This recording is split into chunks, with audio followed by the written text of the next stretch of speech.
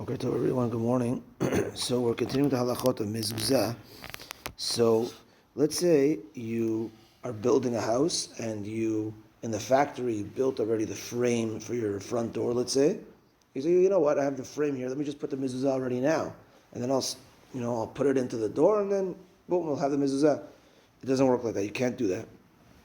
That's the concept, and this will explain what we spoke about yesterday and a few other cases, which is called ta'aseh velo min ha'asui.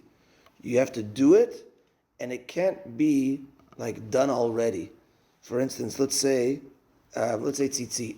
So let's say you made a beged, a cloth of tzitzit, and in the middle where you put your head through, there's no hole yet. Let's just say tzitzit katan, and you made the 4 tzitziot, and then you cut the hole. That's not good. You need to have the beged first, the clothing first, and then put the tzitziot. You need to have the house first, and then put the mezuzah.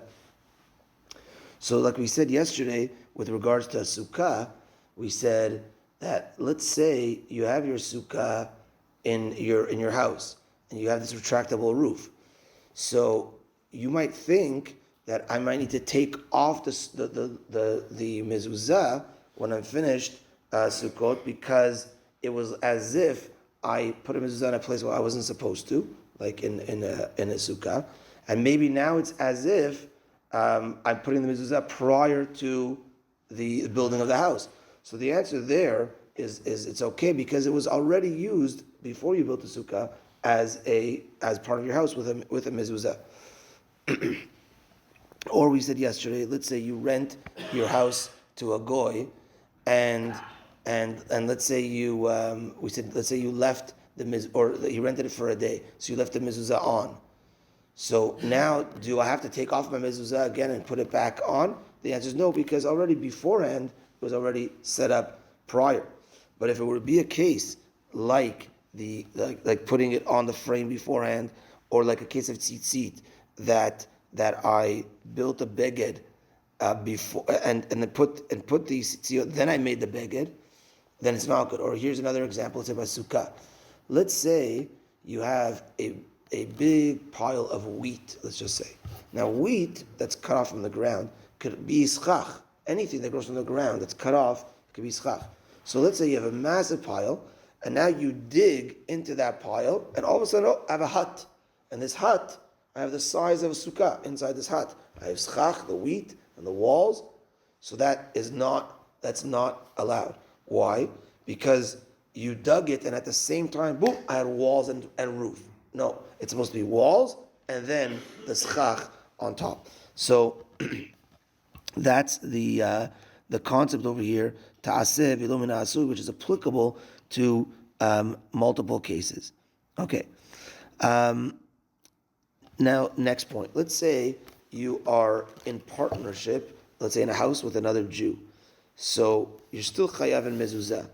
So you would think, why not? It's 2 Jews owning a house. Why wouldn't you be? So you might think, well, maybe the obligation goes on him, and the guys say, well, maybe the obligation goes on you. Well, at the end of the day, it's both Jews over here.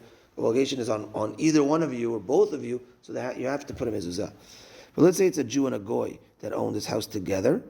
So truth is, it has to do with a person that's living in the house. But let's say they're both living in it. Let's just say, also you would be chayav, because at the end of the day, the Jew is part of it, provided that the goy won't rip it down, or he won't say, no, I don't want this here, and cause you problems. Then it seems that the goy has a stronger hand in this partnership. So therefore, you wouldn't be chayav to do it if he has the stronger hand in the partnership. Actually, yesterday I had an interesting call from an elderly lady who lives by herself, and she says, Rabbi, I'm taking off my mezuzah. I'm too scared. The situation. I'm too scared. So she was asking me, where do I put it in the house? So I said, look, I'm not going to answer that question, because you're supposed to keep it out of the house, and we're not at that stage, and we hope not to be at that stage. And Hashem will protect you, and this, and she didn't want to hear it. So I'm taking it off. I'm just asking you, where in the house can I put it? So that would be the second best place, on the inside of the house, on the right when you come in, but it's supposed to be on the outside of the house. B'ezrat Hashem, we won't get to that point, and that Hashem will protect all of the nation. The mezuzah is protection, so Bezrat Hashem, to Hashem will protect us and all of Bnei Yisrael, Bezrat Hashem. Mincha tonight, 6:30. Parashat Shiur, we're on Bezrat Hashem, 8:30 tonight. We're back, Bezrat Hashem, with the zechut of our brothers and sisters in Eretz Yisrael and the soldiers, Bezrat Hashem. So Parashat Shiur tonight at 8:30, Mincha 6:30. Have a good day, everyone. Turn to the video.